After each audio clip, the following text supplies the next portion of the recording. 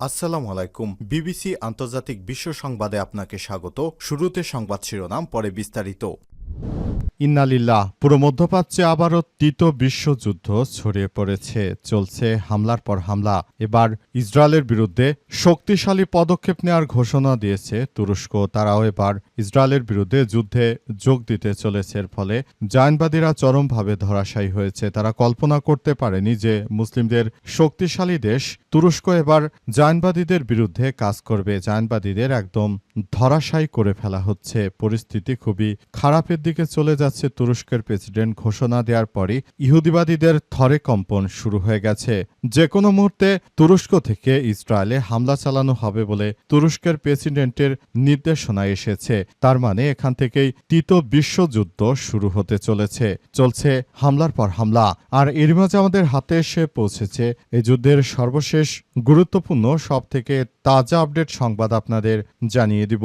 প্রথমেই জানাবো, ট্রাম্পের ডেডলাইন শেষ হলে যে 5 বিপজ্জনক পদক্ষেপ নিতে পারে ইরান। ট্রাম্প মঙ্গলবার রাত 8টার মধ্যে ইরানকে হরমুজ প্রণালী খুলে দেওয়া বা চুক্তিতে আসার সময়সীমা দিয়েছেন, না হলে ইরানের অবকাঠামোতে বিধ্বংসী হামলার হুমকি দিয়েছেন মার্কিন প্রেসিডেন্ট ডোনাল্ড ট্রাম্প। তিনি বলেছেন যে অবশ্যই ইরানকে চুক্তিতে আসতে হবে, কিন্তু ইরানের পক্ষ থেকে জানানো হয়েছে তারা কোনোভাবে এই অবৈধ রাষ্ট্রটির সঙ্গে চুক্তি করতে পারে না, কারণ তারা আমেরিকা ফার্স্ট নয়, বরং তারা ইহুদিবাদী ফার্স্ট নীতি অবলম্বন করছে। কোনো ইহুদিবাদীদের কাছে মাথা নত করবে না ইরান।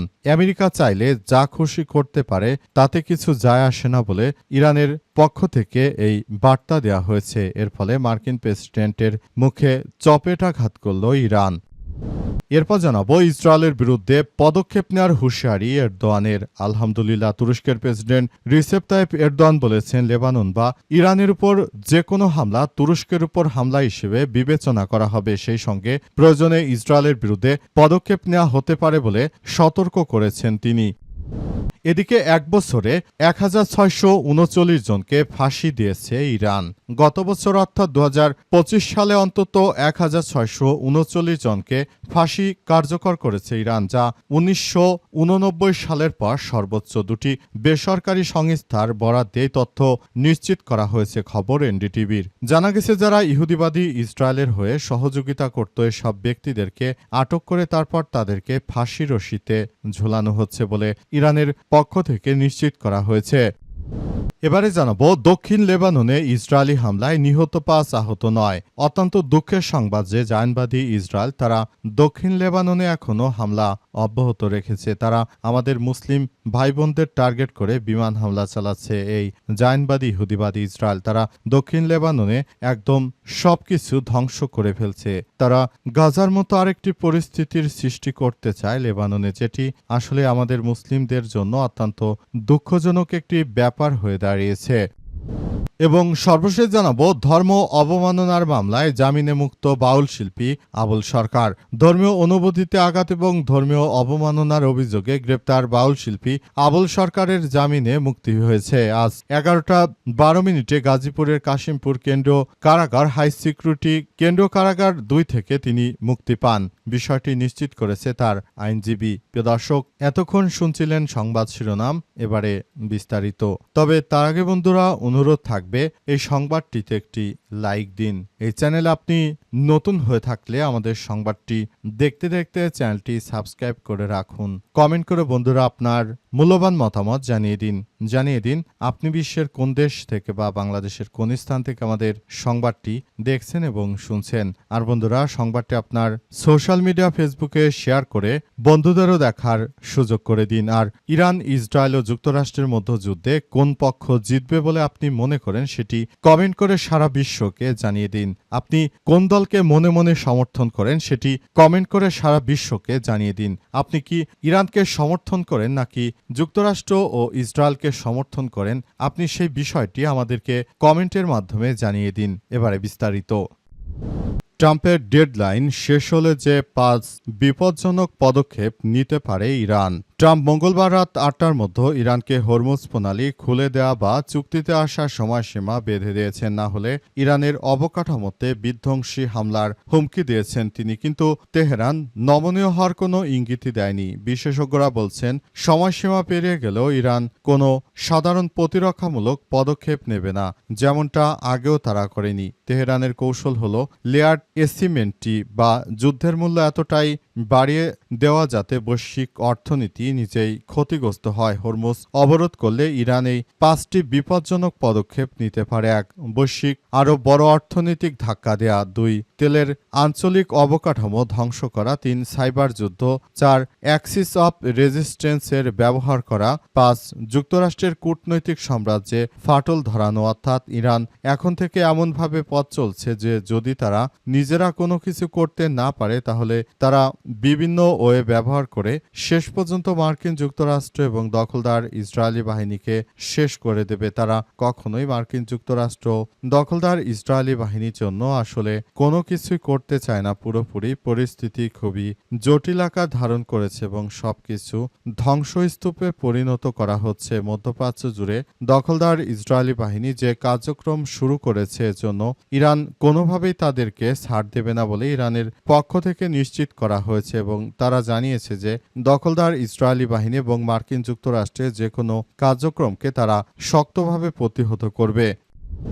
ইসরায়েলের বিরুদ্ধে পদক্ষেপ নেওয়ার হুঁশিয়ারি এরদোয়ানের। তুরস্কের প্রেসিডেন্ট রিসেপ তাইপ এরদোয়ান বলেছেন, লেবানন বা ইরানের উপর যে কোনো হামলাকে তুরস্কের উপর হামলা হিসেবে বিবেচনা করা হবে। সেই সঙ্গে প্রয়োজনে ইসরায়েলের বিরুদ্ধে পদক্ষেপ নেওয়া হতে পারে বলে সতর্ক করেছেন তিনি। মধ্যপ্রাচ্য জুড়ে দখলদার ইসরায়েলি বাহিনী যে আগুন নিয়ে খেলা শুরু করেছে সেটি বন্ধ না করলে এবার তুরস্ক ইরানের সঙ্গে যুদ্ধে যোগ দিতে চলেছে বলে এমন নির্দেশ দিয়েছেন তিনি আরও জানান যে যদি এভাবে চলতে থাকে তাহলে আমরা আর বসে থাকতে পারি না, কারণ যুদ্ধ দীর্ঘায়িত হলে সবার জন্য এটি আরও ভয়াবহ আকার ধারণ করতে পারে এবং মধ্যপ্রাচ্য জুড়ে জায়নবাদী দখলদারেরা যে কার্যক্রম শুরু করেছে এটি আসলে কোনোভাবে গ্রহণযোগ্য হতে পারে না। সারা বিশ্ব জুড়ে দখলদার ইসরায়েলি বাহিনীকে যে কার্যক্রম তারা শুরু করেছে এর জন্য দখলদার ইসরায়েলি বাহিনীকে মাটির সঙ্গে মিশিয়ে দেওয়া হবে বলে তারা ঘোষণা দিয়েছে এবং পুরো মধ্যপ্রাচ্য জুড়ে দখলদার ইসরায়েলি বাহিনী এবং মার্কিন যুক্তরাষ্ট্র তারা যে ধরনের কার্যক্রম শুরু করেছে এটি আসলে কোনোভাবেই করা সম্ভব নয়। একমাত্র তুরস্কই এই ইহুদিবাদী ইসরায়েলকে চরমভাবে শিক্ষা দিতে পারে, কারণ এছাড়া বর্তমান মুসলিম যে রাষ্ট্রগুলি রয়েছে তারা বেশিরভাগই আসলে দালাল রাষ্ট্র, কিন্তু এই দালাল রাষ্ট্রের ভিড়ে একমাত্র তুরস্কই তারা এমন একটি রাষ্ট্র ব্যবস্থা গড়ে তুলেছে যে যেখানে মুসলিমদের হামলায় দখলদার ইসরায়েলি বাহিনী তাদের অবস্থা খুবই শোচনীয় পর্যায়ে চলে যাচ্ছে। দখলদারেরা চাইলে এখন আর কোনো কিছুই করতে পারবে না। যুদ্ধে যদি তুরস্ক সত্যি সত্যি যোগ দেয় তাহলে এক্ষেত্রে ইহুদিবাদীদের আর কোনো কিছু করা থাকবে না, পুরোপুরি সবকিছু ধ্বংসস্তূপে পরিণত হচ্ছে দখলদার বাহিনীর। এটি আমাদের সবার জন্য অত্যন্ত ভালো সংবাদ হতে পারে। এক বছরে ১৬৩৯ জনকে ফাঁসি দিয়েছে ইরান।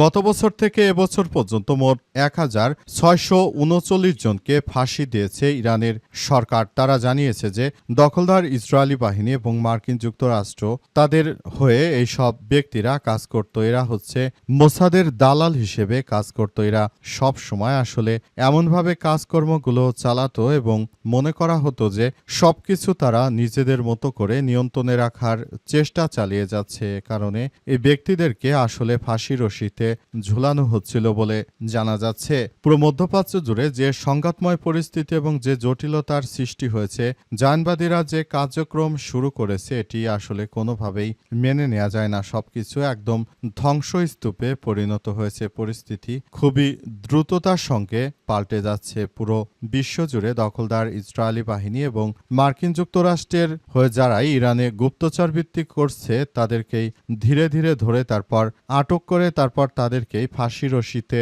ঝুলিয়েছে ইরানের সরকার। বর্তমান সময়ে যারা জায়নবাদীদের সহযোগিতা করছে ইরানে বসবাসরত যেসব ব্যক্তিরা তাদেরকে একদম ফাঁসি রশিতে ঝুলানো হচ্ছে এবং তাদেরকে তাদের যে সম্পদ রয়েছে সবকিছু বাজেয়াপ্ত করছে। মার্কিন যুক্তরাষ্ট্রের সঙ্গে যারা সংশ্লিষ্ট রয়েছে তাদেরকে শেষ করছে ইরানের ইসলামী বিপ্লবী গার্ড বাহিনীর সদস্যরা। দক্ষিণ লেবাননে ইসরায়েলি হামলায় নিহত ৫, আহত ৯। দক্ষিণ লেবাননে নতুন করে ইসরায়েলি হামলায় অন্তত ৫ জন নিহত হয়েছে বলে জানিয়েছে লেবাননের ন্যাশনাল নিউজ এজেন্সি এনএনএ। প্রতিবেদনে বলা হয়েছে যে বাজুরিয়ে শহরে একাধিক বিমান হামলায় একজন নিহত হয়েছে এবং এই হামলায় অন্তত ৯ জন আহত হয়েছে বলে তারা নিশ্চিত করেছে। বর্তমান সময়ে সবথেকে বেশি আক্রমণ চালাচ্ছে জায়নবাদীরা। তারা দখলদার ইসরায়েলি বাহিনী এবং মার্কিন যুক্তরাষ্ট্র এই দুটি শক্তি মিলে ইরানের নিরীহ মানুষের উপর সবথেকে বেশি তারা আক্রমণ চালাচ্ছে। তাদের আক্রমণে পুরোপুরি সবকিছু একদম নস্যাৎ হয়ে যাচ্ছে মধ্যপ্রাচ্য জুড়ে। দখলদার ইসরায়েলি বাহিনী এবং মার্কিন যুক্তরাষ্ট্র যে কার্যক্রম শুরু করেছিল, তারা নিরীহ মানুষদের উপর যে ধরনের হত্যাযোগ্য কর্মকাণ্ড শুরু করেছে, এটা আসলে গ্রহণযোগ্য হতে পারে না। তারা সারা বিশ্ব জুড়ে তাদের অধীনে নেওয়ার জন্য মুসলিমদের বিশেষ করে তারা টার্গেটে পরিণত করেছে। মুসলিমদের টার্গেট করে তারা হত্যাকাণ্ড চালাতে চায় এবং তারা মনে করে এ অবস্থায় আসলে সবকিছু পরিস্থিতি খুবই খারাপের দিকে চলে যাচ্ছে। এভাবে যদি চলতে থাকে তাহলে ভবিষ্যতে তারা এক এক করে মুসলিম দেশগুলোর অস্তিত্ব একদম নস্যাৎ করে দেবে। তারা প্রতিটি মুসলিম রাষ্ট্রগুলোকে ধ্বংস করতে চায়। সে প্ল্যানেই তারা এগিয়ে চলেছে। তাদের উদ্দেশ্য হচ্ছে সারা বিশ্ব জুড়ে মুসলিমদের একঘরে করে রাখা। এই উদ্দেশ্য নিয়ে তারা মূলত কাজ করতে চায়। সারা বিশ্ব জুড়ে দখলদার জায়নবাদীদের এই কার্যক্রম কেউই আসলে মেনে নিচ্ছে না, কিন্তু মুখে না বললেও সবাই কার্যক্রমে দেখিয়ে দিচ্ছে যে সবাই ইরানেরই পাশে রয়েছে। এমনকি জায়নবাদী ইহুদিবাদী ইসরায়েলের বিরুদ্ধে কথা বলেছে দক্ষিণ কোরিয়া। তারা একসঙ্গে কথাবার্তা বলে তারা জানিয়েছে যে দখলদার ইসরায়েলি বাহিনীকে একদম মাটির সঙ্গে তারা মিশিয়ে দিচ্ছে। কিন্তু শেষ পর্যন্ত আসলে পরিস্থিতি কোন দিকে যাচ্ছে সেটি এখন পর্যন্ত বোঝা যাচ্ছে না।